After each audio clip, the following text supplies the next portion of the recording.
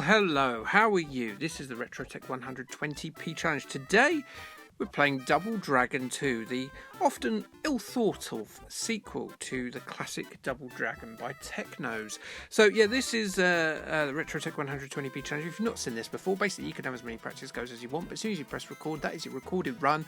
Then you upload it onto the Facebook group. You can pick a game which might be selected from the Magic Wheel of Truth.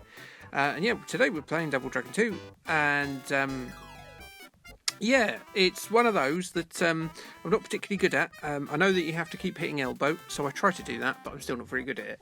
But yes, people have one credited this on just by hitting the elbow. I do not do that, as you can see by the length of the video. But yes, so this was the sequel. It came out in 1988. It was released... it was Technos, I think. Yeah, Technos did this. Who obviously the first Double Dragon, and they made WWF then Superstars shortly after this. It's all right. It does new bits, but I don't think it's as near as good as the first one. It's certainly not as iconic. And the moves for each side of you is a bit weird and drunk. I don't like it. It came out on the microcomputers courtesy of Virgin Mastertronic in about 1990, I think. The NES version is thought of to be the best version of it and possibly the best beat 'em up on the NES. And that was done by Technos. Completely different game. And then the Mega Drive port, which is the same version as this, but was done by Palsoft. And Naxat handled the PC Engine version. So that's you up to date with all your favourite Double Dragon 2 conversion news there. Good. Right. I don't last too long this week, so I'm going to go straight into the general facts. And I was a bit stumped about what to do for this one because I've already done Dragons. And then I remembered the girlfriend of Billy and Jimmy, who they share for some reason. Gets killed at the beginning, doesn't she, by Phil Collins with a machine gun. Phil Collins, you beast.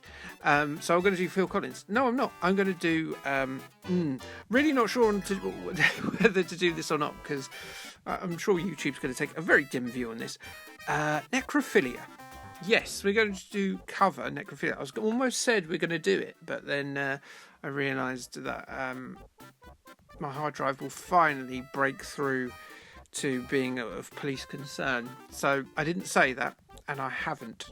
Right, so, yes, that thing I've just said. I'm only going to say it once. Famous monsters to have done this include Ted Bundy, Jeffrey Dahmer, Jimmy Savile, of course, and Dennis Nielsen. A scientific study of 123 cases. Let's make it all jovial, shall we? Conducted in 1989 by Rosman and Resnick, found out 92% of necrophiliacs were male, because we're wrong. I said I wasn't going to say it again, I did. 57% had occupational access to the corpses, the cadavers, if you will, and they did. Morgue attendants, orderlies, and cemetery employees. We actually had locally an issue recently with a chap called David Fuller, who was up to no good at our local hospital. Yeah, not great. Motives by this study by Rosman and Resnick found that 68% were motivated by a non-rejecting partner. 21% were motivated by a reunion with a lost partner, which is almost sad in a way. No, it's not. It's still really creepy. 15% were motivated by a sexual attraction to dead people. I mean, at least they're honest, I guess. 15% were motivated by a desire for comfort. That's really sad. And 12% were motivated by low self-esteem.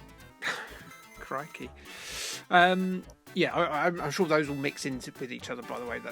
I know the maths doesn't pay out on that, but there we go. Necrophilia, said it again, has been observed in all sorts of animals, with insects, of course, practicing sexual cannibalism, which is dark.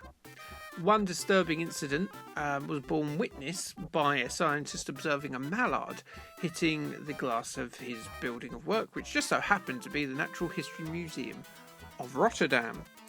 Another mallard then landed, inspected the duck, pecked him a few times, and repeated to sodomise the dead duck multiple times over a 75-minute period. Good grief. Bad grief in this instance. And here was a very alarming fact I found. In the United Kingdom, it was not illegal to have sex with a cadaver until 2003. Wow. Until then, if it was done in public, it was seen as illegal, but only because it was a public nuisance. I mean, that would be a bit of a nuisance, wouldn't it? Excuse me, can you stop having sex with a corpse in front of me? I'm trying to get to work. So yeah, that's my genital facts. Very dark this week. Hope you enjoyed them, or sort of listened in grim horror, as you probably did. What have we got coming up on the channel? We're still in the middle of the Euros. England are still in as of the point of this. Probably won't be in at least a game or two's time. So, yeah, so we're still continuing the Euro stuff. What have we got coming up? Something. Oh, fantasy football. Yes, fantasy football. They made a game of that, as in Badil and Skinner. So yeah, that's coming up on the channel. As I get beaten up by a guy who looks a lot like, I don't know if you remember Any Which Way But Loose, but the leader of the baddie gang in that. Well, I don't know if he's supposed to be Big Van Vader. Anyway, he disappears, as in the wrestler. But he's gone now, so that's all right, isn't it? Very strong Warriors influence, I find, in Double Dragon. But yeah, as I say, not a terrible game, but not comparable to beat 'em ups that followed it. Obviously, things like Streets of Rage Final Fight would come out a couple of years later. Obviously, Double Dragon, I think we always think of being as the sort of standard bearer for early beat 'em ups. You know, it was done by the people who did Renegade. The arcade version of Renegade, not brilliant. Double Dragon was pretty good in comparison.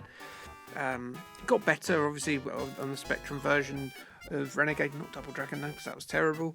Double Dragon 2, the conversion of them, not as bad. Not great, not as bad. Stick with Renegade, target Renegade if you're on the 8-bit micros. Probably. Yeah, I'd say that's fair enough. But yeah.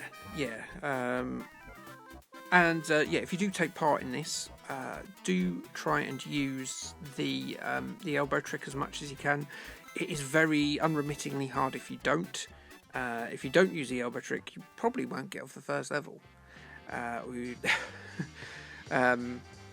So again, this is why this is pretty flawed. It's quite a hard game. Even with this cheat, I don't get very far in it. It's not really a cheat, is it? It's taking advantage of the game's mechanics. But yeah, that's what they recommend you do, and I think you'll see some runs if you do have a look at the other videos, and you should, and you'll see they'll get very far, as opposed to me who just fell down a hole. And that is the end of my go. Unceremoniously, in my quest for revenge, I've fallen down a bloody big hole. Brilliant. Probably deserve it for all the talk I did earlier on about all the nookie with dead people. Yeah. Anyway, that is the end of my go. As I say, have a look at the other goes and join in yourself, because it's all good fun. And until next time, like, subscribe, and K, thanks, bye.